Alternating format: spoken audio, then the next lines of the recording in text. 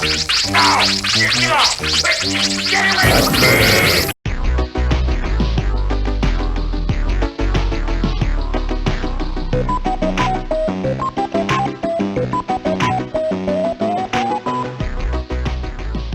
Nintendo has Mario. Sega has a blue creature with two pupils on one eyeball. Let's get down! Yeah, it's okay! Done it! Accolade has Bubsy, who everyone loves. But Namco's Pac-Man predates these other mascots.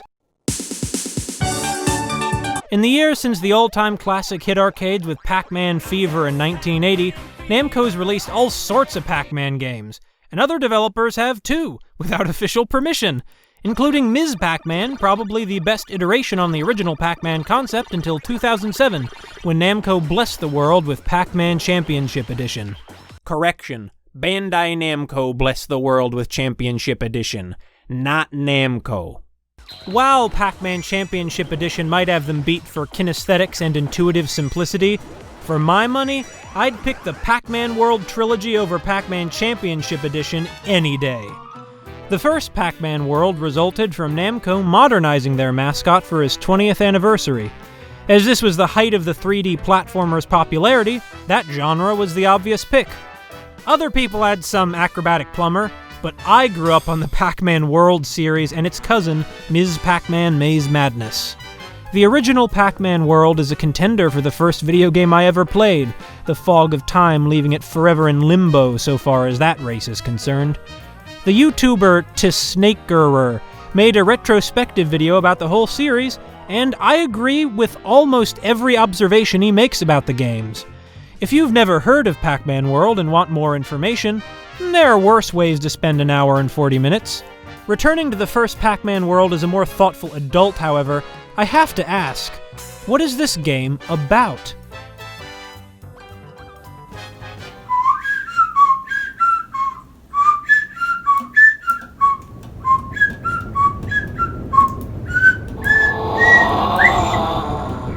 The answer is, of course, as a platformer, it's about overcoming obstacles to reach the end of the level, collecting items along the way. Most 3D platformers scratch the hoarding itch, starting with the Power Stars and the progenitor of the genre. However, in addition to gathering fruit, Pac-Man World has a plot line, the sort that doesn't exist for its own sake, but to explain to the player why they're running through the levels. The original Pac-Man's high score objective wouldn't cut it in 1999. There are only 4 cutscenes in the game, or 5 if you count the blooper reel. 2 for the opening, 1 for the pre-final boss, and 1 for the ending. Basically, on Pac-Man's 20th birthday, the Ghost and a few of their allies ransack Pac-Man's house to kidnap his wife, son, daughter, friends, and pet dog, though not the cat for some reason. I'm surprised Pac-Man invited a puka from Dig Dug to his birthday party, but not his friend Miru, the titular pal from Pac-N' Pal. Did they have a falling out?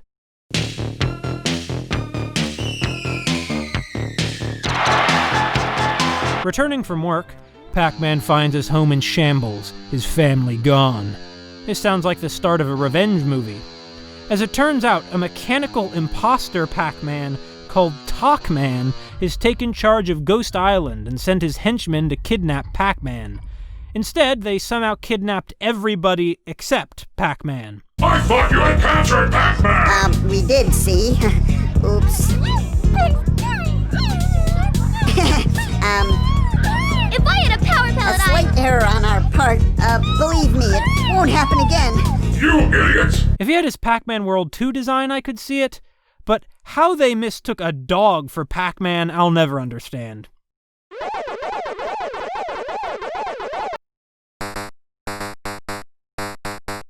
Arriving on Ghost Island, Pac-Man trashes Talkman's party to rescue everyone, though technically the player can reach the ending having saved nobody.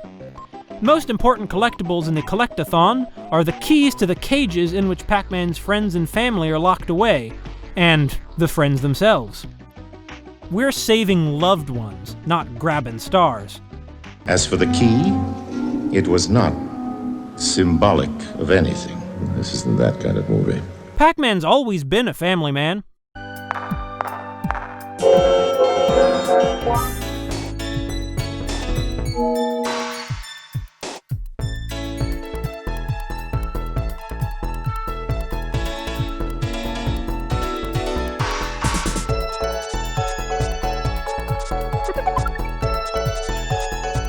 As far back as 1984, in his first platformer, each stage concluded with Pac-Man stopping to relax with his wife and baby daughter. It's just the logical extension of the original arcade game sequels depicting his wife, daughter, son, and even family friend Professor Pac-Man. When he isn't chomping on Pac-Dots and bouncing around on his butt, Pac-Man's a pretty friendly guy who leads a comfortable, conservative lifestyle in the heart of Pac-Land.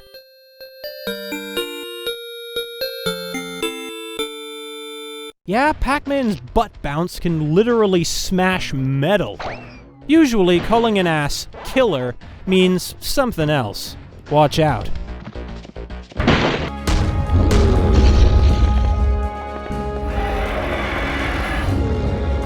What I notice most about the levels in Pac-Man World is their utter lack of verisimilitude. Nowhere feels real.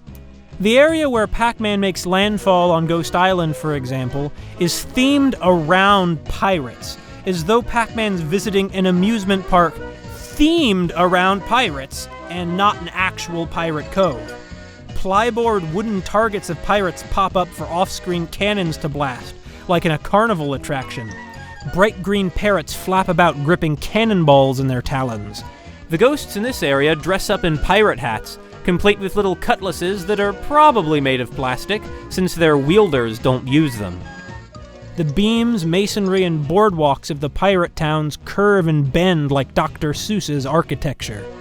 The ruins area features goofy traps, minecart tracks to nowhere, and ghosts in probably offensive native costumes. Space, the third area, is disconnected space station chunks whose layout makes no sense whatsoever, with goofy electric aliens, deadly laser shows, and levitating plasma globes, because why not? That planetoid in the background, is that the moon with a giant rocket stuck in it? Like in Melius's A Trip to the Moon? The boss fight against King Galaxian features space surfing. The scenery is fantastic, in the typical sense, but also in that it is literal fantasy. Space doesn't and cannot work like this, though it is fun to jump through. The goal at the end of each stage is an arcade token, as though rescuing his family is a kind of game to Pac-Man, or at least to whoever left the tokens there, and not the life or death struggle it should be given the story. The funhouse area is literally a giant funhouse. No part of it feels like it could possibly exist, from the massive floors of heated tiles over which Pac-Man makes perilous jumps from brightly colored spinning platforms, to the tiers of animal targets that pop up for off-screen ghosts to shoot, to the cavernous chamber inside of which stands the lengthy, winding, solid plastic racetrack on which Pac-Man is a life-or-death bumper car race with a gang of cackling clowns. The factory levels are particularly egregious. Windows peer into dark rooms of spinning gears. Giant pistons levitate in midair attached to nothing, and conveyor belts carry collectible items past red-hot pipes blasting steam from conveniently spaced fissures. This is after Pac-Man destroyed tons of equipment in the previous stage, but look at these platforms of broken metal hovering over quivering bright yellow fluid. I think it's molten metal? What kind of factory is this? Many old video games unintentionally offer worlds strange enough they feel almost like dreams or purely abstract imagery. For Pac-Man, the tradition dates to 1987's Pac-Mania. This recursive level is called Jungly Steps, and if you can describe what this place is supposed to be, you might be from another dimension. I hope you find your way home safely. Rather than an actual factory, Ghost Island's factory is a scrambled collection of factory-related objects. The same goes for every location. Returning to the pirate levels, for example, there seems to be no other description for the walking pop-cork cannon toys, unmanned boats looping around in the water, and the pirate ships built into walls, particularly this one cemented onto the top of a tall tower. The sense of fakeness carries on through every world, save perhaps the last, a haunted mansion and graveyard where the ghosts, feeling at home, wear no costumes at all. The sense of carnival and make-believe that dominates Ghost Island is not surprising. Talkman has the whole small country set up for his party, and Scott Rogers, Pac-Man World's lead designer, stated in an interview that his main inspiration was Disneyland. The player really explores an island-wide carnival, and the pitfalls so challenging for the player to navigate are probably less dangerous for the ghosts, who can float in midair and teleport at will. The sense of fakeness is unique, not requisite for the 3D platformer genre, even in 1999. Take Super Mario 64 again. With perhaps the exception of Rainbow Ride, each level, while nothing more than gameplay challenges, feels like a place. A grassy field, a snowy mountain, a haunted mansion, a cave. Pac-Man World 2, which features Pac-Man journeying across Pac-Land rather than Ghost Island, offers a perfect contrast to its predecessor. While this game features the occasional levitating cobblestone platform, and raises many questions about tree branches that seem to have been sawed in half to become butane blowtorches, for the most part, navigating the levels, you feel that you're exploring real environments, not facsimiles of them. Instead of swimming under crewless boats following automated paths to climb on board a fake pirate ship attached to a wall to magically explode a door using a piece of fruit, the first stages of Pac-Man World 2 feature Pac-Man following a path through a woodland and swimming in a lake, and using his butt bounce to explode a treasure chest. Very different.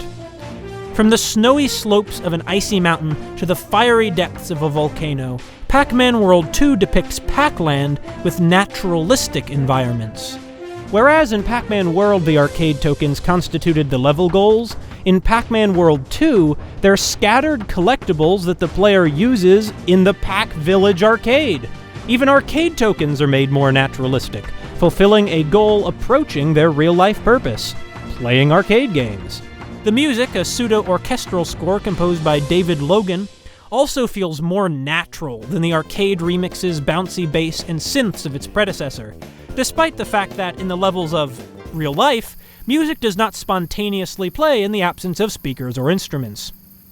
The sound of their spinning propellers accompanies even the generic floating bedoings, making them feel believable for this world.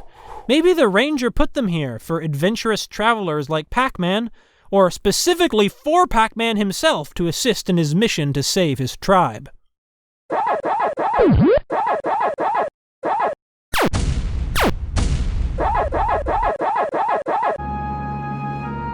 Wow! Solid ground! I recognize that stuff. The environments of Pac-Man World 3 are also verisimilitudinous, albeit more cyberpunk than natural. This sand-blasted wasteland of cement and metal actually comes across like a sand-blasted wasteland of cement and metal, and not a facade of one. Pac-Man World 3 might feel incomplete, with towns bereft of people and lore that amounts to nothing, but you can't knock the environmental design. Except for Irwin's Fortress and Dungan Gundin, granted. Oh yeah, this is the deadly laser beams and rotating platforms over an abyss room you need to pass through to reach the lift to the rotating stone wheel wall in the flame vent and laser floor district. However, this sense of phoniness might be appropriate, given the character who owns these levels. Think about it when I get to Irwin later.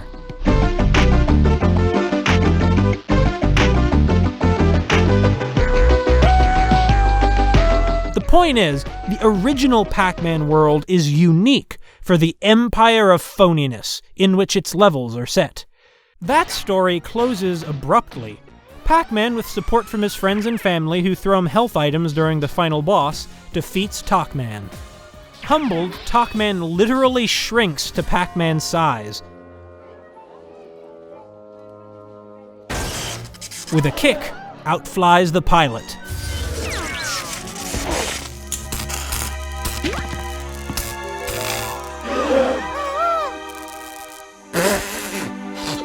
It's so unfair. You ruined everything. Nobody loves a ghost.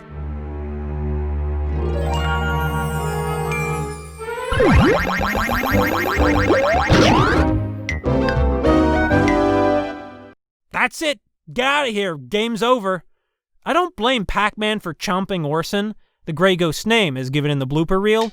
After all, Orson blew up his house, kidnapped his children, and tried to kill him.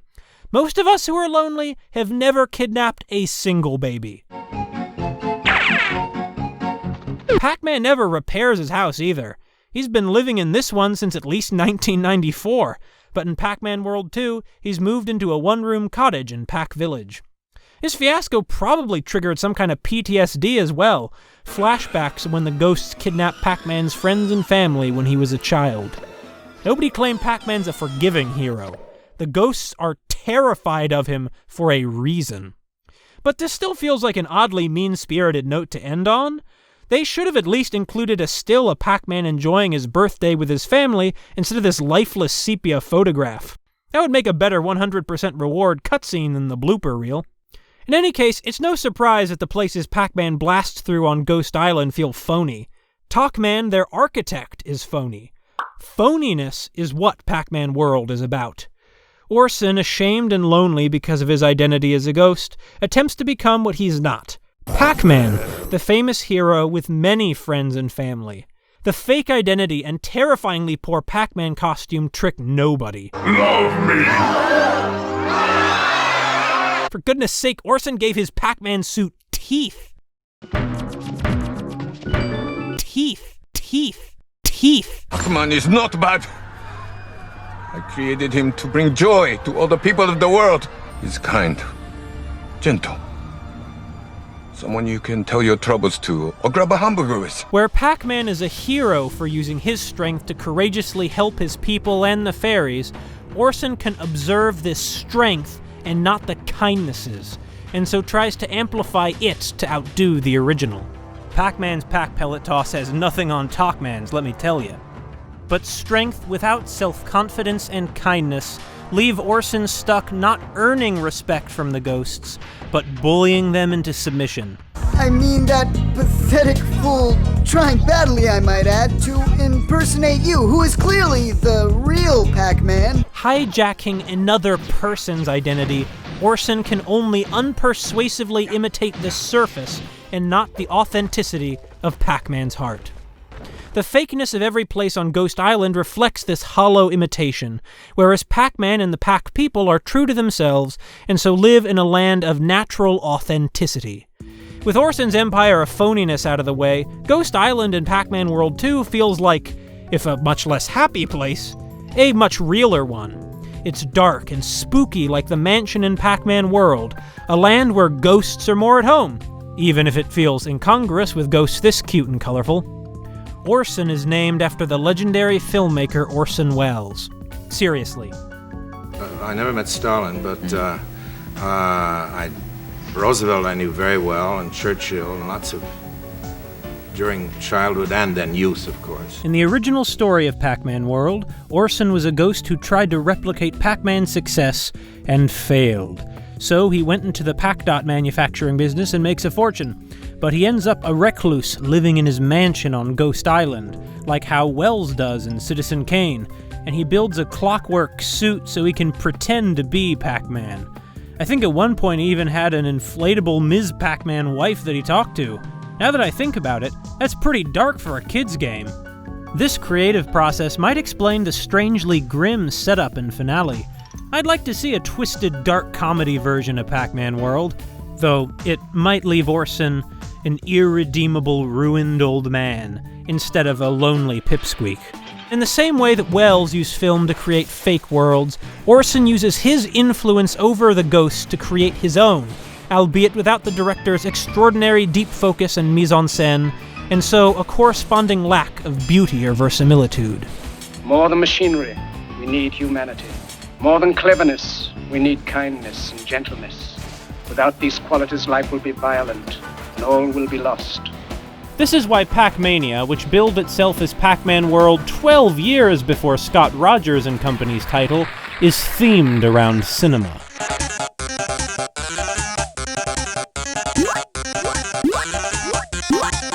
Consider the party game Pac-Man Fever, which depicts Pac-Man and Ms. Pac-Man as actors in a movie studio, and the ghosts as outsiders who break in to steal the celebrity's status symbol. Who wields institutional power in this relationship? Orson is a postmodern subject, trapped in a movie-like society of looks and not substance, he latches onto an image of success without realizing the meat of it. Look, here I am! That thing almost killed me!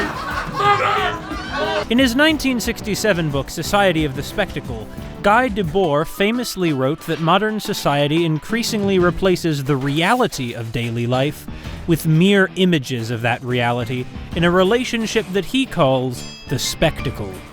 This, as I understand his meaning, is the goal of consumer capitalism. Create a false reality that makes people believe they need certain signifiers.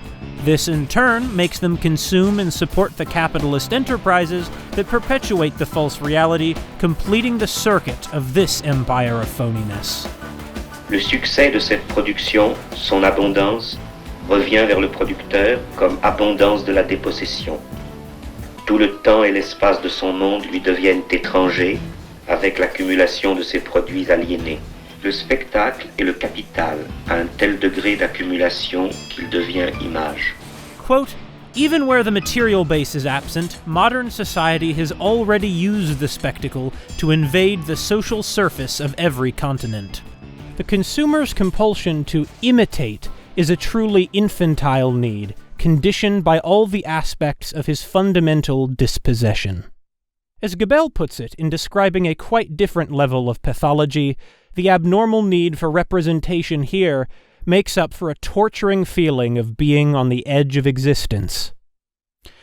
As specialists of apparent life, stars serve as superficial objects that people can identify with in order to compensate for the fragmented productive specializations that they actually live. The function of these celebrities is to act out various lifestyles or socio-political viewpoints in a full, totally free manner. And what lifestyle does Pac-Man model? The Pac-Man is the ideal consumer, formed of universal need in the crucible of a labyrinth. He becomes the ideal learner-worker to be deployed within the state of nature of capitalism. The interaction his character allows in the original games limits the player to running through an abstract world, eating everything in sight until they die. Pac-Man World added the ability to throw food, Pac-Dots, and smash things with his butt bounce, so we've still got the digestive system theming. Looks like clear sailing from here on out. Just the calm before the storm. What inspired Iwatani Toru to create Pac-Man was, fittingly enough, food, specifically a pizza. 考えた時に昼食にピザを取ってピザを食べた時に一辺を取った残りの形がちょうどパックマンの形になってたんです。そこでそうだこの形で食べるというゲームを作ろうというふうに思いついたんです。ですからピザの話は本当です。Following series tradition, Pac-Man World also depicts its spherical hero leading an idyllic American-style middle-class life. 2 kids, a white picket fence house. The man is the breadwinner while Ms. Pac-Man engages in domestic activities at the home. Consumption and this middle-class existence are as intimately linked as the mouth and stomach. Never mind. Just tell me where you put the rest of the glowing dots. In real life, few people dressed up in Pac-Man costumes and attempted to convince their peers that they were an arcade pixel man. You are Pac-Man! Especially since early Pac-Man looked like this. Ugh. But plenty of people copied Pac-Man. Video games came out themed around simulated eating, instead of the traditional killing Iwatani had boldly rejected. Other video games shamelessly ripped off Pac-Man directly. Data East's Lock 'n' Chase featured a robber gathering coins in a maze. Magnavox's Munchkin put the player in control of a creature running around a maze eating rectangles. Nintendo's Devil World made the player some kind of hideous lizard that turns monsters into fried eggs in hell. Yes, despite his creation's stronger gaming catalog, Shigeru Miyamoto copied Pac-Man too. It's no surprise an underappreciated person like Orson, a member of a maligned minority, came to admire and envy Pac-Man, an international superstar who graces arcade cabinets. Oh, no! It's a huge, immense, gigantic bonus! I mean bomb! Come Pac-Man World 3, however, Orson embraces his own identity. I miss this place. Sadly, the spectral realm and machinery just don't go together. Though Pac-Man has no love for the Ghost's homeland, the Spectral Realm, Orson takes pride in it. Thinking of the spectral realm has made me nostalgic. I remember paddling in the miasma seas as a little ghost, making fog castles and searching smoke pools for puppy mites. Oh, happy times. This sure is a weird place. You were brought up here, Pac-Man. It's so sad to see this place falling apart. I had a fine life here as a young ghost. I learned basic levitation, scaring and surprising, spooky noises, all here. Oh, great times. Being himself, rather than trying to be Pac-Man, Orson puts his technical skills to work building his own inventions to assist his fellow ghosts in direct action against the tyrant Irwin. More than a normal giant robot, Pac-Man. 15 tons of the most state-of-the-art bad guy smooshing technology ever balanced on legs. Cool. He even befriends Pac-Man himself, bearing him no grudge for foiling his plans. No longer concerned with the shallow, ticky-tacky suburban lifestyle and celebrity recognition he sought in Pac-Man World, Orson is content to develop his inventions in a humble desert outpost. And also save the world, that too. Inside the machine, Orson was isolated, feared, and miserable, despite his wealth and power. You, the people, have the power to create machines, the power to create happiness. You, the people, have the power to make this life free and beautiful, to make this life a wonderful adventure. When the machine works for him, though, when the machine is a liberating rather than oppressive technology, Orson, no longer rejecting who he is, has befriended the Ghost Gang he could once only control with fear and bullying. He is not alone, despite spending his time in the desolate Banny wastelands. Granted, Orson still has Pac-Man posters and paraphernalia up inside his outpost alongside his teleporter, but this is a healthier admiration than the pathology of the Talkman that previously consumed him. Maybe he's been too busy inventing teleporters and building the new Talkman to take them down. I don't know. I mean, a lot of people like Pac-Man, and you don't say it's unhealthy just because they like Pac-Man. In Orson's world, Pac-Man has saved a country at least a couple times, so there might be more reason to put up posters and admire him, too. Nice going, Pac-Prez. Thanks. I haven't had a good chop since the elections. In the final boss battle back in 1999, Pac-Man's 6 friends and family appear to heal him, out of love. Probably also a hope to see Talkman get beat up, but still. The forced obedience of Orson's henchmen leaves only 3 ghosts roaming the battlefield, half the size of the Pac group. These ghosts hurt the opponent rather than heal their boss. The phony identity and phony community can only hurt everyone involved. Orson's world of phoniness is as much a world of loneliness.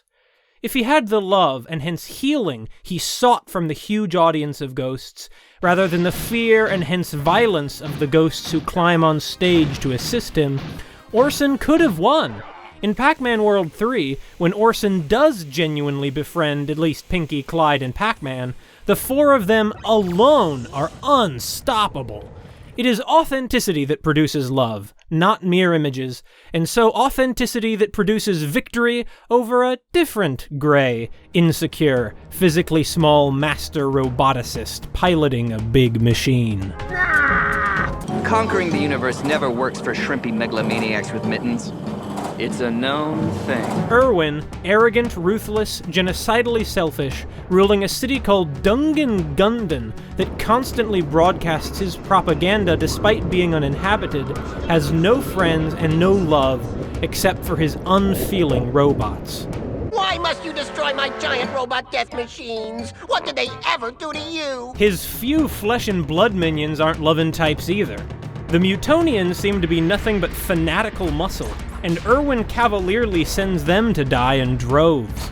The Lummoxes are plainly just animals. Not to say that animals can't be loving, but, look at this one. I didn't hear you come in. What do you want this time? The spectral fiend is so cocky that he never stood a shot against Pac-Man. Orson, Clyde, and Pac-Man kill the guy without so much as a boss battle.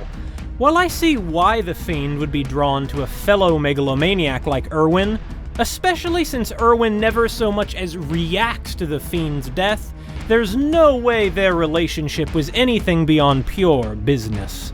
Yes, well, thanks. It's been real. Off you go. All of Irwin's rottenness stems from an inferiority complex, and probably being spoiled as a child. Typical megalomaniac. Hates chocolates and kittens. An only child, I think. Yeah, this guy's definitely compensating for something. I know the organ most insecure men tend to fixate on, but for Irwin, my guess is a lack of love. That's why his spectral siphons resemble hearts. Though spoiled as an only child, Irwin probably got zero emotion. Don't make me summon my Pterodecahydratron. My stepfather made me summon it once. The attention he was showered with was as hollow as the propaganda Irwin's machines plaster up everywhere. Hollow as the devotion he demands of his subjects under threat of death. Who do you think you are? And who are you calling giant? Also, he doesn't like that he's short because the writers thought a Napoleon complex was funny. Napoleon wasn't actually short, though. Don't give yourselves to these unnatural men! Machine men with machine minds and machine hearts! You are not machines! You are not cattle! You are men! You have the love of humanity in your hearts. You don't hate, only the unloved hate. The unloved and the unnatural. Irwin, whom Orson once worked with academically, shows how our gray spectral friend could have ended up had he not learned forgiveness and to love the ghosts and himself. Also, Irwin dies in a fiery explosion while screaming for his mother, so you don't want to be like Irwin. You and Junior are the best presents I ever had. Pac-Man lives authentically with loving friends and family and never stops smiling. By loving himself, by living authentically too, and using his strength to help rather than control others, Orson finds the love that the hollow imitation of a celebrity could not bring him.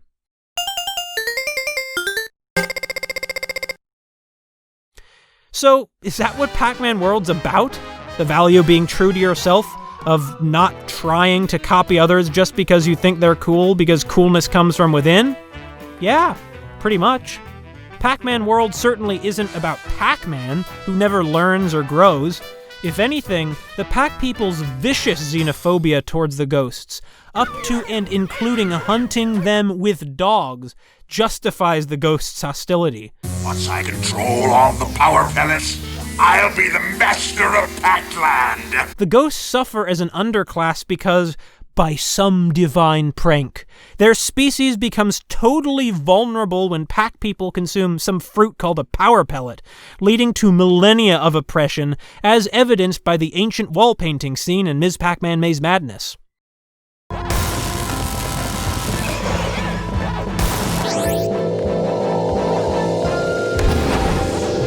Gotta get away, gotta hide, don't wanna get chopped, no I don't. What a cute little dress, but I think it needs some pressing. The PC Engine release of Pac-Land depicts Pac-Man relaxing in middle-class luxury, while the ghosts, the dispossessed, watch on from outside, witnessing Pac-Man enjoy what the Pac people have denied them. They are ghosts because, to the rich and privileged like Pac-Man, they are invisible, until, like the tethered in the movie Us, they strike back. Is Pac-Man's consumption of ghosts a metaphor for the bourgeois consumption of labor?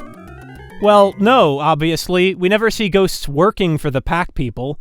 Come on, that would just be overthinking it. Just silly. Unlike everything else I'm saying.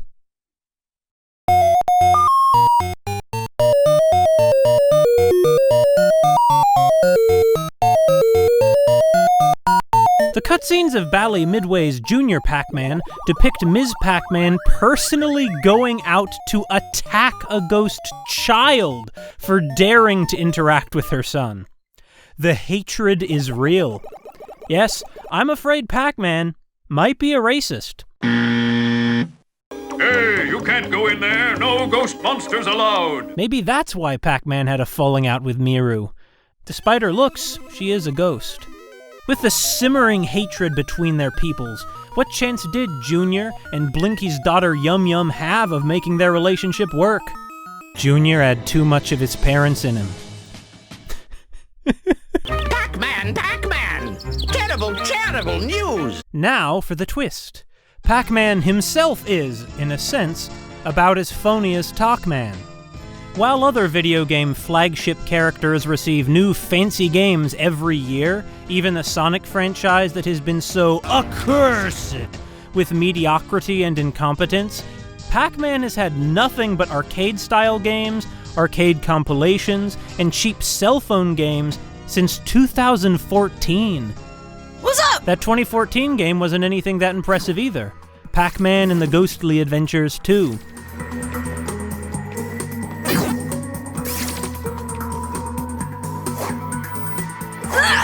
You won't get past me. I haven't personally watched or played the Ghostly Adventures reboot of Pac-Man, but that's because it looks ugly and cheap, like a mediocre attempt at catering to you hip 2010s kids. I bet I can sell this on the internet! Apparently, there's a villain named Dr. Buttocks, and also high school drama and a love triangle. No thanks. Oh, this is Stinky, Finky, and particularly Stinky. Stinky? You started it, girlfriend. For goodness sake, they gave their Pac-Man teeth.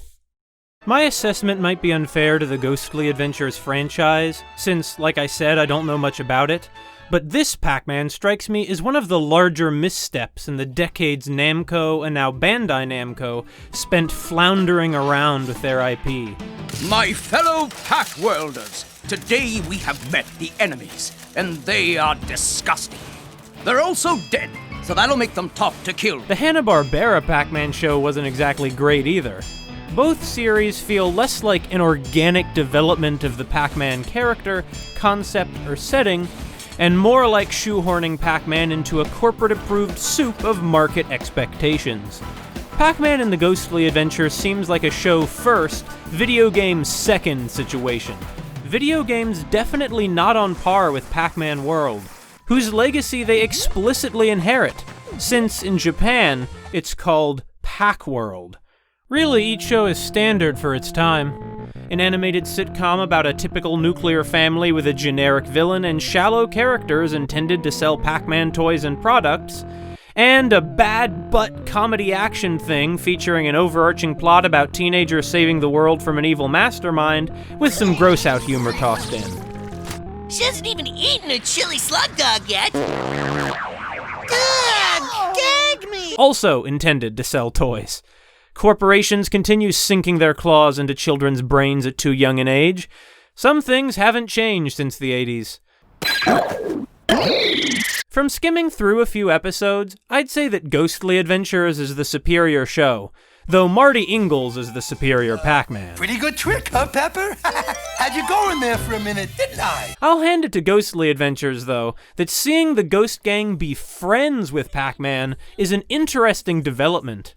Had the Pac-Man World trilogy concluded with Pac-Man using his newfound respect for the ghosts to end the centuries of war established between their nations in Pac-Man World 2, instead sharing his home with the Ghost Gang in their time of need and assuring his family that they're not so bad after all, that would have made the journey feel like it at least meant something. Was sorry to drop in like this, Miss P, but we had nowhere else to go. Though you'd call it liberal for involving the ruling class handing off power instead of the ghosts seizing power, this would probably be the best possible ending given the foundation. But the trilogy actually closes with Pac-Man, unprovoked, deciding to attack the now homeless and peaceful Ghost Gang who helped him defeat Irwin. The sanctity of Pac Village must be maintained at all costs because Pac-Man, a violent racist like I said, must defend his picket fence property against poor outsiders like a paranoid suburbanite in a gated community. No wonder the ghosts are bitter. Certainly I am. It makes the journey the series takes you on feel so pointless. Nobody learned anything except Orson. If Bandai Namco's next move was to reboot the series with Inky, Pinky, Blinky, and Clyde as Pac-Man's friends anyway, why not end their older series on that note too?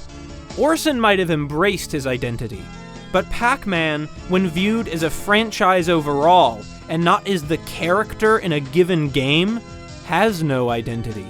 The original Pac-Man, canonized in the 80s cartoon, is a kinda working American middle-class everyman, the sort who was popular in sitcoms, and, well, most media of the time. That carried through to Pac-Land, partially an adaptation of the show, akin to Pac-Man and the Ghostly Adventures 29 years later. Pac-Man.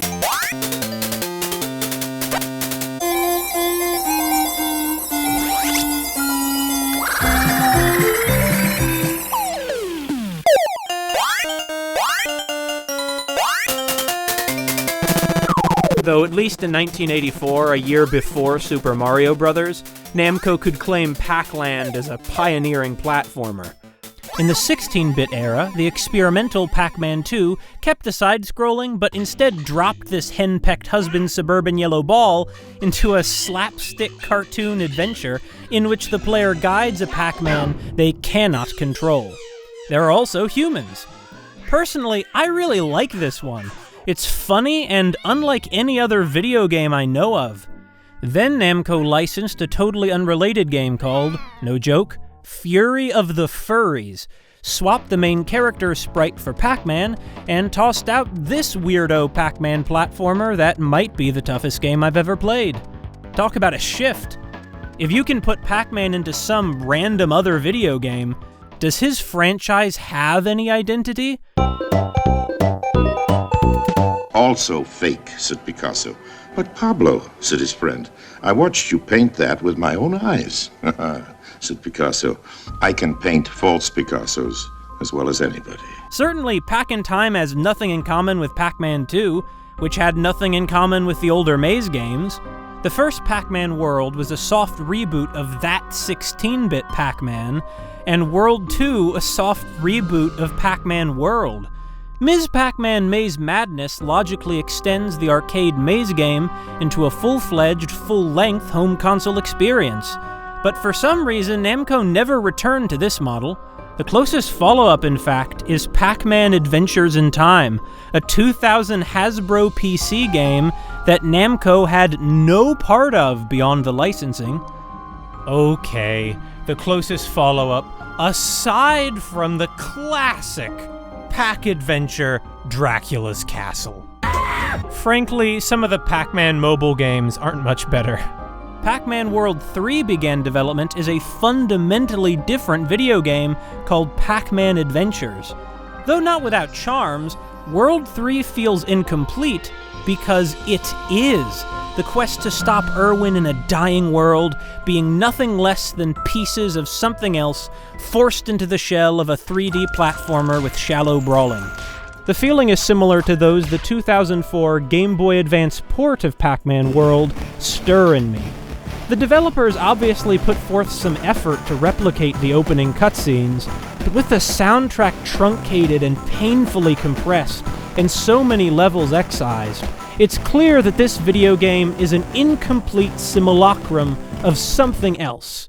It is phony. But the thing about the GBA Pac-Man World, right, is that there is an original Pac-Man World that I can point to and say, there it is, that's the real one. But with Pac-Man World 3, there is no Pac-Man Adventures to point to. Pac-Man World 3 is a true simulacrum, a copy of an original that doesn't exist. In this moment, for example, how could the player know who said, if I had a power pellet, unless they had seen the equivalent cutscene in the PlayStation game? If I had a power pellet, The Pac-Man World series' tragic last chapter is Pac-Man World Rally, nothing more than a shameless Mario Kart clone. Desperate for characters to fill the roster, they added random new ones, like Pac-Devil.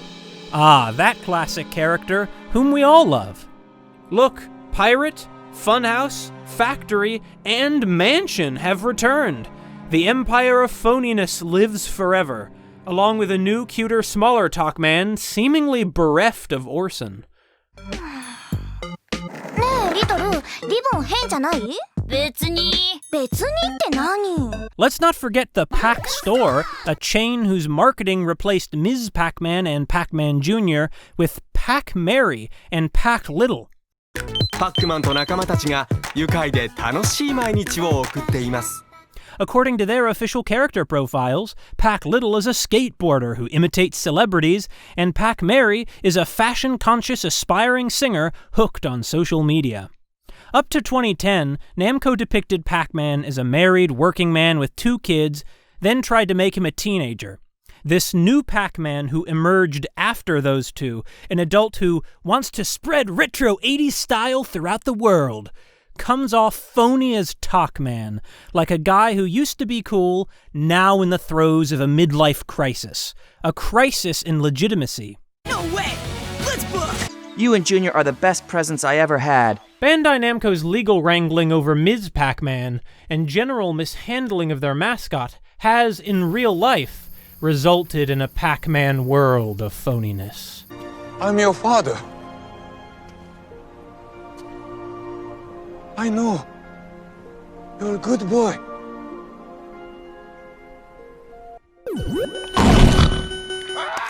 Somebody kill that stupid beast! Say what you want about Sonic, but at least he's relatively consistent as a character. Fast, has attitude, opposes authority. His biggest redesign was, what, now he's taller with green eyes?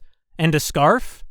When Kotabe Yoichi finalized Mario's design and Nintendo his characterization, they finalized them. Here is a character presented with confidence. Weird as he and his world might be, Mario remains consistent and certainly authentic to a certain vision of goofy fun. Nintendo even keeps up men feuding over the bodies of powerless women as a core part of the series' identity. Mario, the exuberant, acrobatic, ambiguously working-class, mushroom-popping hero of 1988, maps more or less exactly onto the Mario of 2020. Based on the in-game graphics alone, and not Shigeru Miyamoto's sketches of Jumpman, the Mario of today even matches up with the original Mario of 1981. Is the Pac-Man of 1980 recognizably the Pac-Man of 2020? Is the Pac-Man of 2020 recognizably the Pac-Man of 2020? They feel almost like bootlegs of each other. Did you know there's a Pac-Man crossover with That Time I Got Reincarnated as a Slime? リムル様、おはようございます。どちら様でしたっけ?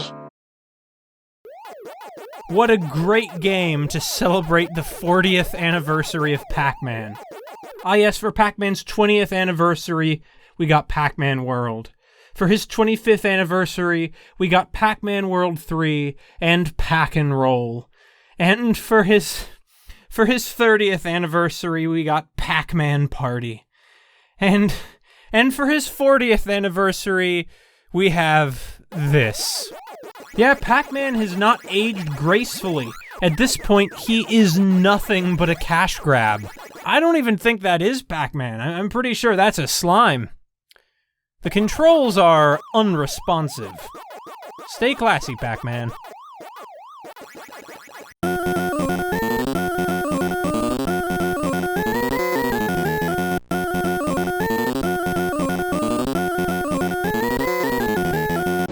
Hello. I'm Orson Welles. I direct films and act in them. What we're always trying for, of course, is perfection.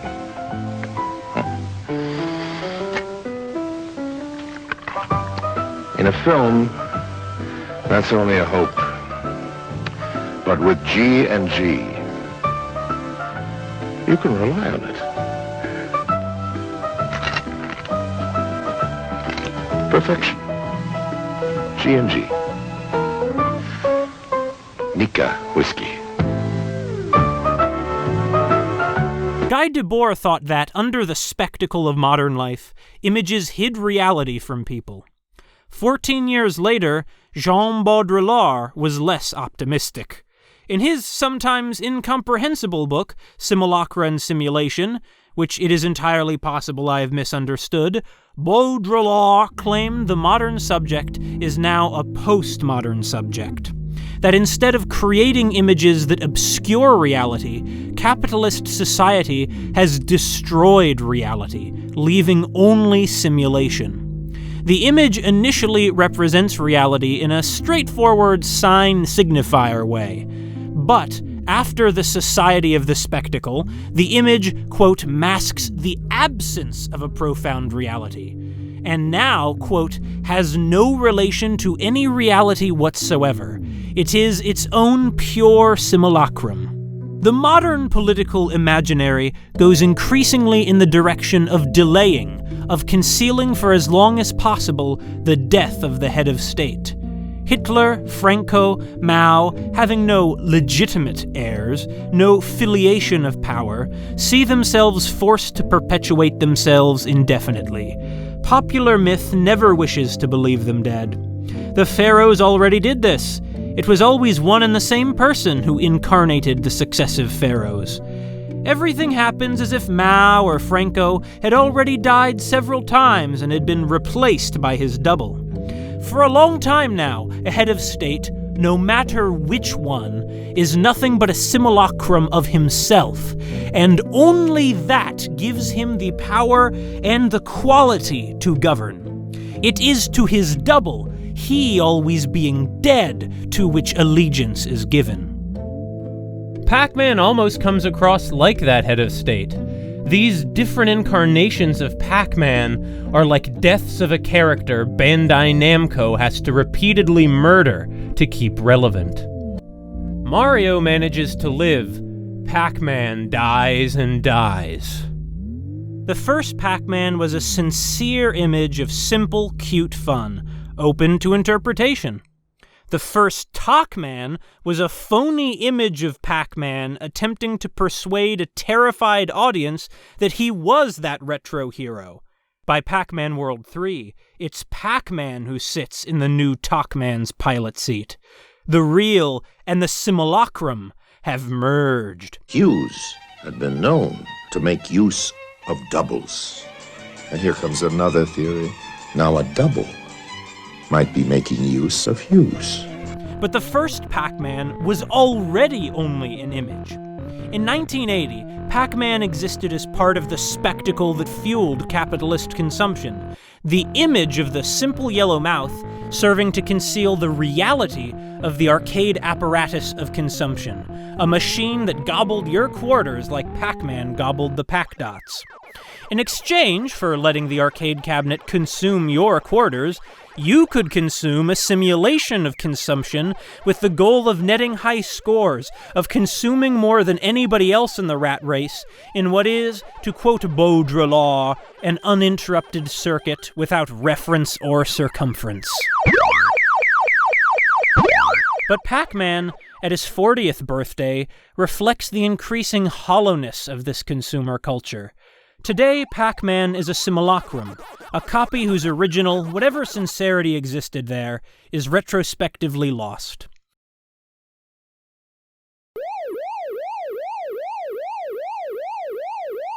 The 1980 Pac-Man, graphically abstract, could not feel phony, whatever else it was. In 1984, Pac-Land put its hero into a recognizable modern world of fire hydrants, forests, and churches. But already in 1987, when Pac-Man next left the abstraction of the original, his world had already become so much faker, bizarre images that could only exist in reference to themselves. Like I said, Jungly Steppes is a nowhere land.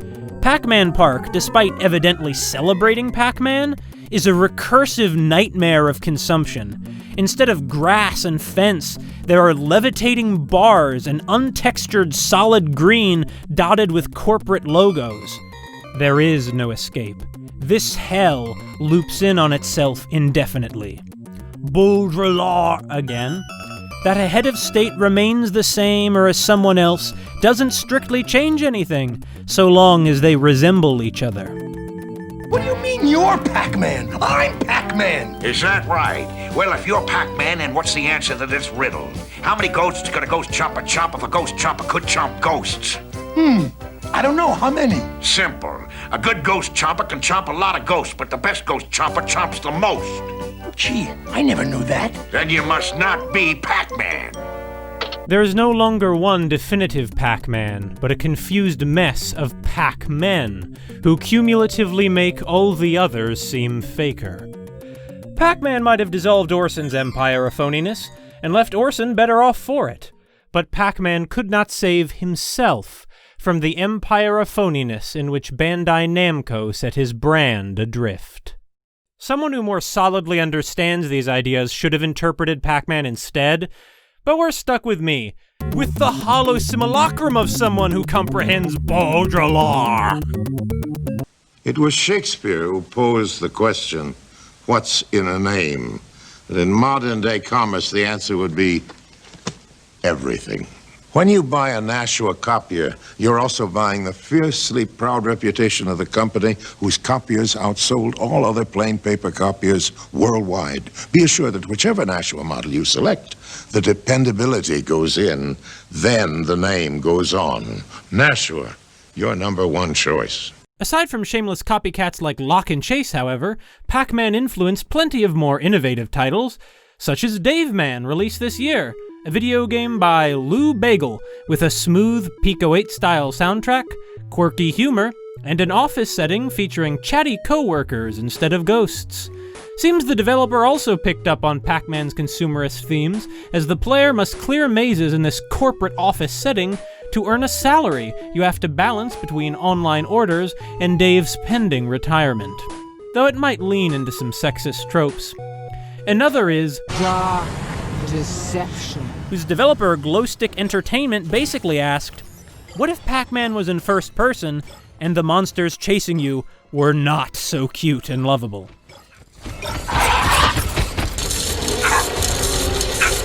Who knows? You might just go all the way. If you believe her, you're dumber than you look. Once she gets what she wants, you're done. Oh, yes. Trust the bloodthirsty demon. No doubt he has your best interests at heart. Since Dark Deception is not supposed to be finished until 2021, it's hard to evaluate the campy plotline, which involves a vintage Hollywood actress named Bierce, who murdered innumerable people in a demonic pact to gain fame in Hollywood. Where Pac-Man's ghosts don't usually seem to actually be dead people, the ghosts and mazes of Dark Deception manifest the fears of Bierce's victims, or maybe are her victims somehow, those who died because of her insatiable hunger to see her image projected everywhere. There I was, knife in hand, dickering with a demon while a girl's blood soaked into my slippers. The phone hasn't stopped ringing since. Every studio wants me. I've entertained movie stars, politicians, and industrialists. Bierce might envy Pac-Man's posters, and statues, and shows, and Super Bowl commercials. Speaking of demons, in the realm of first-person Pac-Man, Glowstick Entertainment is a little under 40 years late to the punch. In 1983, John D. Price designed 3 Demon, a DOS game featuring the player gathering dots in a maze prowled by 4 demons instead of ghosts. Yeah, despite the title, there are 4 demons, or ghouls, not 3. At the time, these smoothly scrolling pseudo-3D graphics might not have been mind-blowing, but they were pretty cool. A first-person perspective immerses the player, rendering the maze claustrophobic. The sudden appearance of the demons and their fangs devouring you would have made for a far tenser experience than Pac-Man could have offered. Probably why these enemies are demons instead of ghosts. Ghosts are spooky, but demons are terrifying. 3 Demon may have been copying Spectre, a 1982 game in which the player collects dots in a maze, while killer robots called Questers pursue them. The ability to view enemy positions on a map makes Spectre rather less scary, however. The same year, the German company Nufacop published a Commodore 64 game called 3D Pac-Man. It was the Wild West as far as video game copyright laws went back then. Pretty much the same idea. Pac-Man inspired early experiments with video game 3D. How deep does this rabbit hole go? All these games may have been based on Pac-Man, obviously, but also 3D Monster Maze, a 1981 Sinclair ZX81 game that began as a learning exercise of the programmer Malcolm Evans. Unlike 3Demon, Spectre, or most early computer games, 3D Monster Maze retains a following today as an early, if not the earliest, first-person 3D game and horror game. Pac-Man gains 10 points for each Pac-Dot munched, and thus, effectively, for each square of the maze covered. The hapless visitor who enters the 3D Monster Maze gains 5 points for each square on which they tread, but finding the exit, rather than covering every square, is sufficient to win a level. The dead silence, lack of detail in the stark graphics, and ominous text constantly warning you about the monster result in an experience that's still scary today. It even made Evans jump. His wife laughed at him for it. Pac-Man might not have been a conscious influence on 3D Monster Maze. However, Evans was aware enough of the connection that in an interview on SockMonsters.com, he thought to make this comparison, quote, "He is quite intelligent. It's not like Pac-Man, just random. He's after you." Note that he thought to compare the monster, not the player character, to Pac-Man. The genesis of horror video games might have been putting the player into the role of a ghost fleeing from Pac-Man. Wait! What's that noise?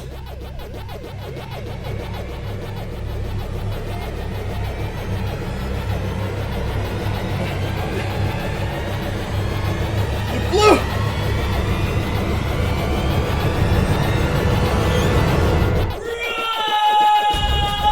While the later video games depicted the ghosts as clear underdogs living in constant fear, the original Pac-Man left definite ambiguity to the back and forth of the struggle, one side always chasing the other to the rhythm of the power pellets. He becomes the ideal learner-worker to be deployed within the state of nature of capitalism. But this consumer creature will turn back on his aggressors when given the opportunity. But will the Pac-Man turn against his class enemies? And why do these enemies appear as ghosts? While that isn't the reading I've adopted for most of this video, it's valid too. First they chase me, then I chase them, then they chase me. Tracking them down will be just like old times. I'm on it. I know my own interpretation might seem pretty negative, so I want to be clear there are other possibilities. The delightful 2019 video game Eat Girl, developed by Tessalode, is an eerie Pac-Man-inspired game that wears its influences on its sleeve, or in its title. はパクパクっていうのは日本で食べるときにパクパクという擬音を発します。擬音を発するというか食べることをパクパクと言います。そこからパックマンという名前にしました。And so the hop from Pac-Man to Eat Girl spans no great gulf. Eat Girl experiments with speed that would make Sonic blush, and a hub area full of secrets. The trippy backgrounds and immersive soundtrack conjure up a contemplative, unsettling atmosphere despite a lack of plot or characterization. And though Eat Girl eats, suffice to say that Greg, the ghost out to eat her, is not so cute either.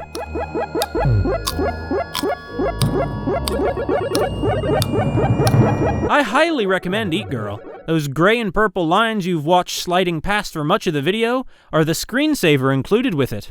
A 100% playthrough took me around 5 hours. If you're one of the people who bought the itch.io bundle for racial justice and equality, you already have Eat Girl, so it's your excuse. Go play it!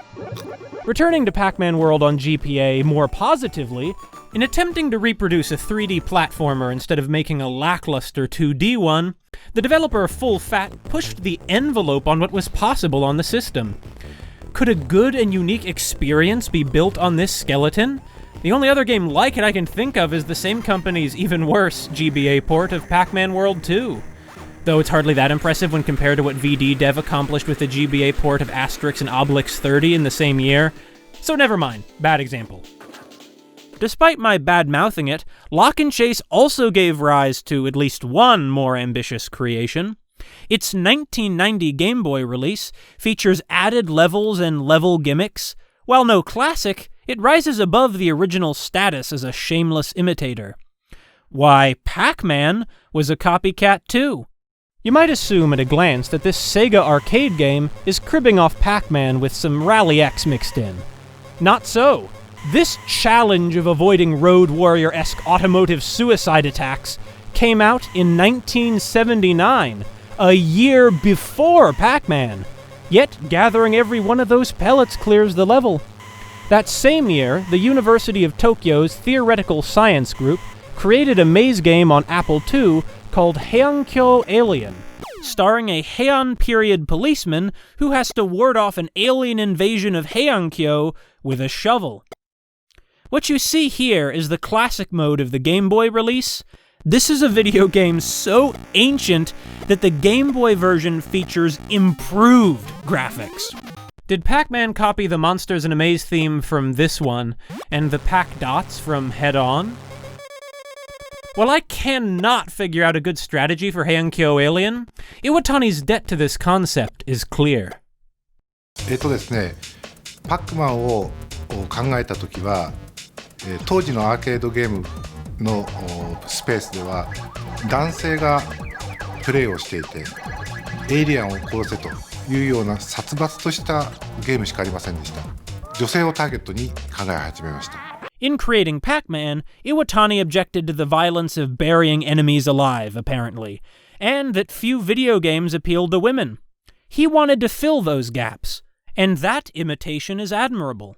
How ironic, then, and appropriate, that the first sequel would star a female Pac creature. Heck, Ms. Pac-Man started out as an unauthorized Pac-Man clone called Crazy Otto. The best Pac-Man game of the arcade era started off as a shameless mutant imitator. Ms. Pac-Man! The genuine quality of a painting is not so much whether it's a real painting or a fake. It's whether it's a good fake or a bad fake. As it turns out, nobody exists in a vacuum, and so nobody is completely original.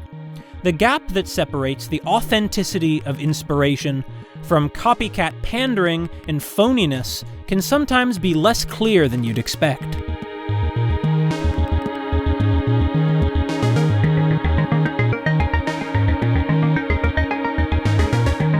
But Pac-Man Hats is definitely phony. It's definitely not someone had a brilliant idea, but rather, here's how we can try and squeeze more money out of them. And then they couldn't even do that. It was taken down after a few weeks. Considérer selon ses propres termes, le spectacle est l'affirmation de l'apparence et l'affirmation de toute vie humaine, c'est-à-dire sociale, comme simple apparence. Mais la critique qui atteint la vérité du spectacle le découvre comme la négation visible de la vie, comme une négation de la vie qui est devenue visible. Pac-Man flees the glitch in the same manner he flees irrelevance, in the same manner that our society flees the ecological and civilizational collapse towards which our own out-of-control consumption has driven us. As the 256 glitch stems from a fundamental error in the game code, consumer capitalism's destruction of Earth stems from errors in the fundamental assumptions on which this economic system was built. Consume perfectly and you can reach level 256, but you cannot escape the glitch. Do you hear it? Do you hear the ticking? Pac-Man, the ticking! You can hear the ticking now, right? Must be in your head, Horse. Check out the back of the Pac-Man World jewel case. Pac-Man is back! And the 2010 Pac-Man Party E3 trailer.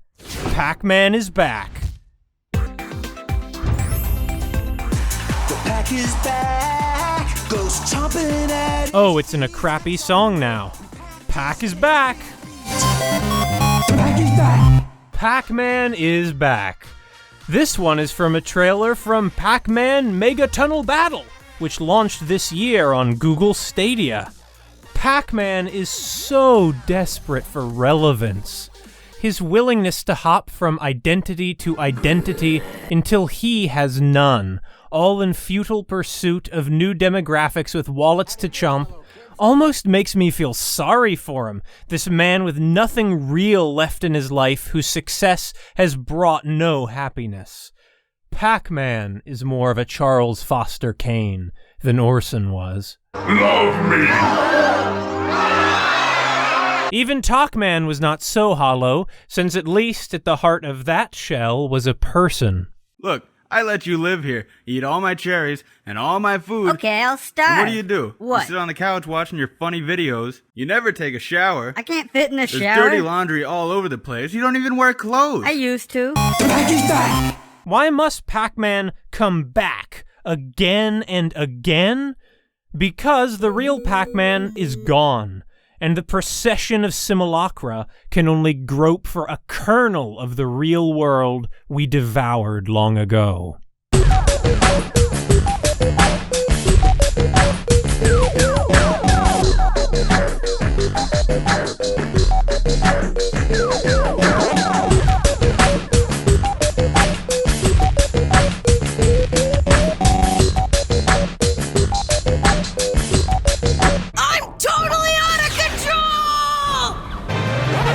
Just what I need. Another little bald guy. So why should Orson want to be like Pac-Man anyway?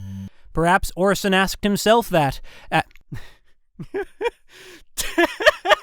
Perhaps Orson asked himself that during a long, tearful look in the mirror after the whole kidnapping plot didn't work out. I'm sure there are many things you don't understand, Pac-Man. Aside from his enthusiastic support of ghost oppression, Pac-Man is a guy who sprints off into the wilderness to kill random bear cubs, who, out of a grudge, would turn on his friends though they are homeless and helped him save the world, who projects confidence, but, viewed macroscopically, just chases trends.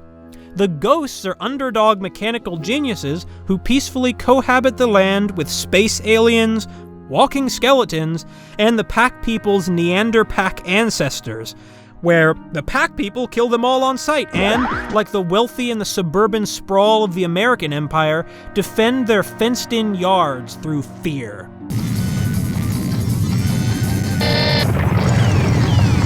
Oh no, a Pac Bomber! While it might keep Pac-Man happy in the short term, the Pac people's hateful, narcissistically self-glorifying, white picket fence property-obsessed way of life is clearly a dead end, as evident in Pac-Man Adventures in Time, where the future is exclusively inhabited by ghosts, including space alien ghosts, suggesting interbreeding between the ghosts and aliens.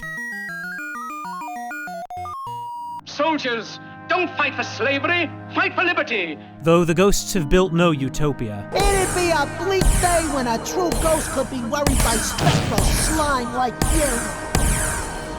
In their homeland, much as the Pac people have rendered the ghosts a lower caste, the ghosts discriminate against the spectral monsters. No wonder the spectral dudes are upset. Not only are they outcast themselves, but now their home isn't even their own. Yes, but they're vicious little creeps anyway, so don't feel too sorry for them. Orson also has room to grow. Like all of us. They're certainly not my opinions. The faucet isn't dripping anymore.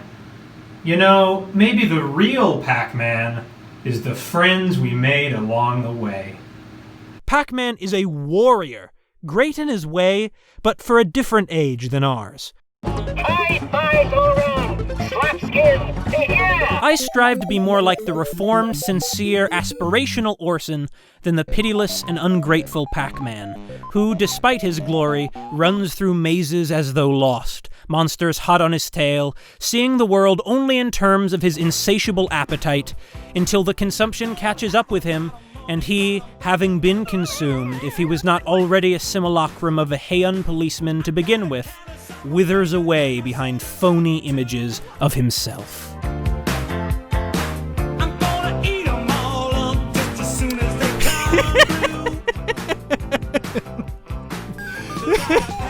If if you like that video, you can like, comment, and subscribe.